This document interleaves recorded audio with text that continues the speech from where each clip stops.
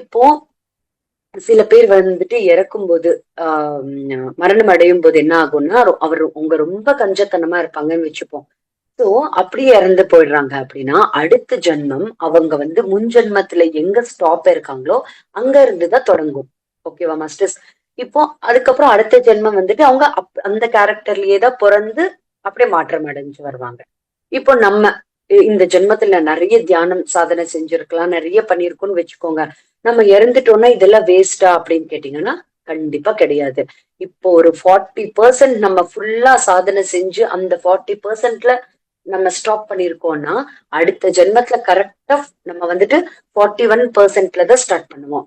நம்ம நினைப்போம் நம்ம பாம்ப்ளெட் கொடுத்ததாலேயோ இல்ல மத்தவங்க சொன்னதாலயோ அவங்களால இவங்களால நம்ம வந்துட்டு அது வந்துட்டு அவங்க வழியா நம்ம வர்றது அவ்வளவுதான் தவிர நம்ம வந்துட்டு கம்ப்ளீட்டா போன ஜென்மத்துல எங்க ஸ்டாப் பண்ணோமோ அங்க இருந்துதான் இந்த ஜென்மத்துல வந்துட்டு நம்ம ஸ்டார்ட் ஆகும்.